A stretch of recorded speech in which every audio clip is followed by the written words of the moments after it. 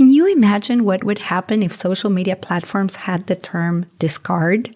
Can you imagine if like a little message would pop up asking you, are you sure you'd like to discard this human being and take away the possibility from this person to ever connect with you again? I bet if we had something like that, we would give ourselves the space, the time, and the energy to reflect on whether to hit that block or unfollow button or not. I don't like to argue, so I say nothing and fume for days. How do I set boundaries without sounding like a jerk? I hate the idea that I might accidentally offend somebody, so sometimes I'd just rather say nothing at all. Welcome to the Language Alchemy Podcast, and thank you for joining me today. This is your host, Alejandra Siroca, a transformative communication teacher and coach devoted to helping you have more peace and more harmony in all your relationships. This is the third episode in a row that I'm devoted to social media communication. If you are new to me or to the Language Alchemy Podcast, welcome, and know that there are 2 other episodes on social media.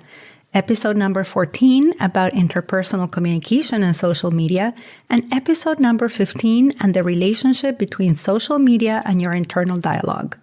In this episode, I'm going to talk about cancel culture in social media. You've probably heard the term cancel culture, but what exactly does it mean?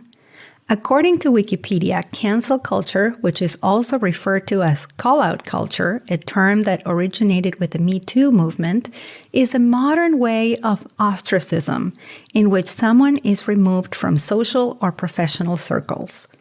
When a person is taken out, we say that that person has been canceled. And even though this is a modern term, this is not a modern practice. Ostracism comes from ancient Greece. It was a democratic procedure in which someone was expelled from the city of Athens for 10 years. And many times, the reasons why people were banished were dubious or not clearly justified. And yet, when someone was ostracized, they were considered a threat to the state, mainly because they had expressed a controversial opinion. Nowadays, this is what has become a fairly common practice. That is, when someone in social media expresses an opinion we don't like, we take it personally and we cancel that person. Yes, we remove them from our own social media circle. And the practice of cancel culture of the 21st century, just like ostracism for the citizens of Athens during the 5th century before the Common Era, involves boycotting or shunning someone publicly. When we cancel someone on social media, we tend to do it after we have criticized them, shamed them, or engaged in a social media fight with them.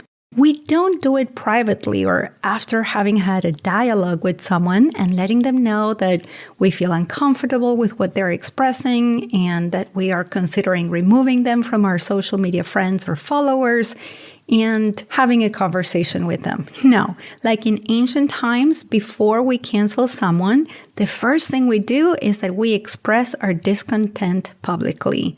And we may even go to the extent of recruiting others to take our side and cancel that person too.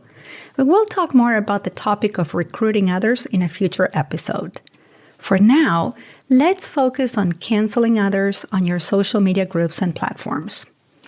As I was thinking about this, I was reflecting on the speeding nature of our times. It seems that in the name of efficiency, we're moving faster and faster in so many aspects of our lives. If we order food delivery, we want it right away. If we purchase a product online, we prefer online outlets that promise us delivery within a couple of days or even same-day delivery. We have on-demand services, so we don't have to wait to watch a movie or our favorite programs. And we can even watch movies that are released in the theaters in the same week from the comfort of our homes. We are getting more and more accustomed to feeling impatient or burdened if things aren't happening fast enough.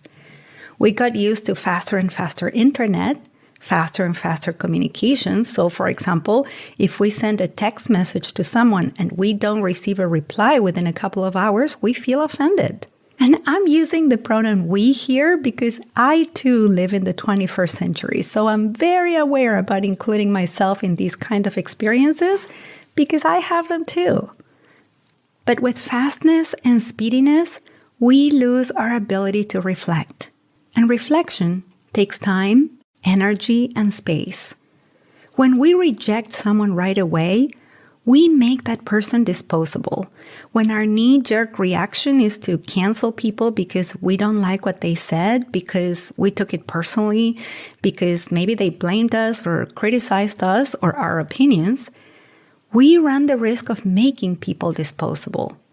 People, human beings like us with feelings and dreams and aspirations and tribulations and families and hearts. And that is heartbreaking.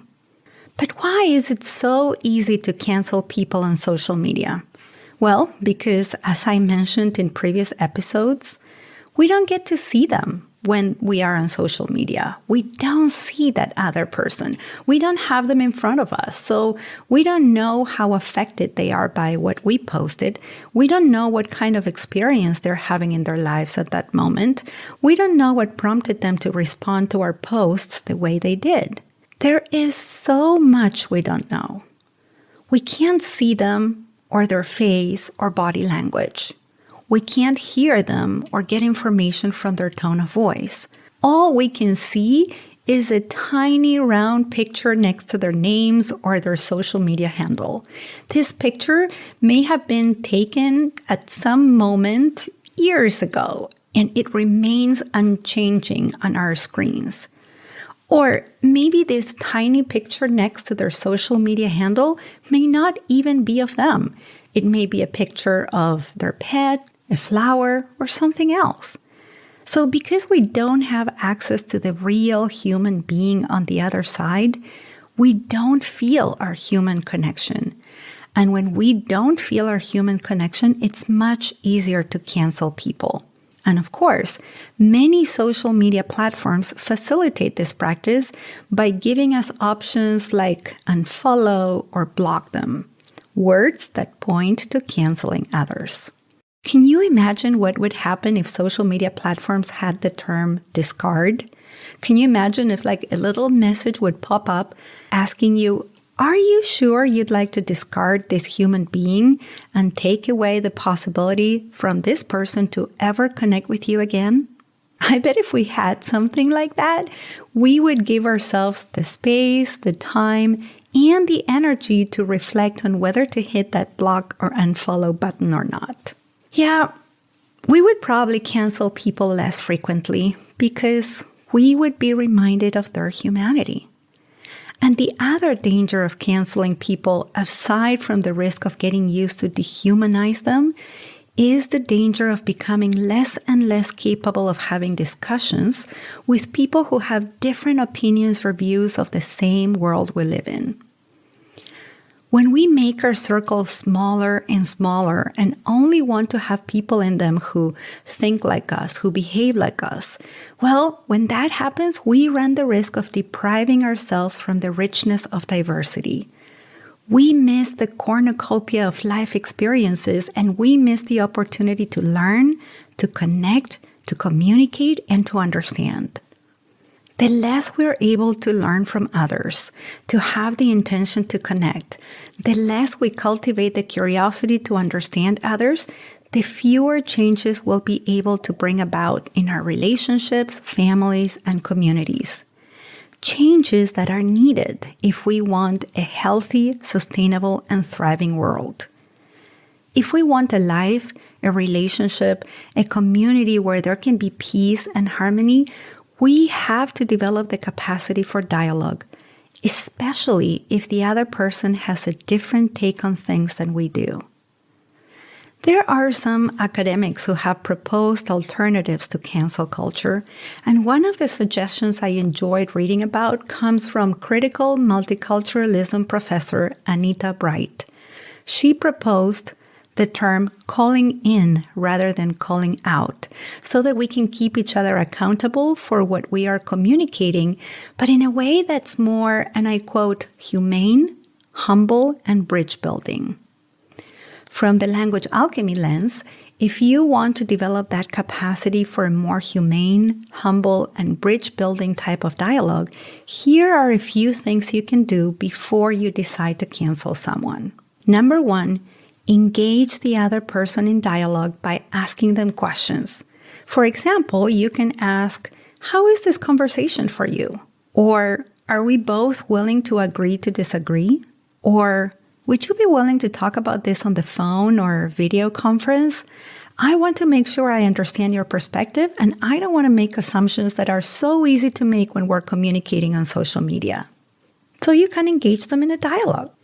The other thing you can do, number 2, is that you can ask yourself if you truly have all the information you need to discard this person from your social media circle.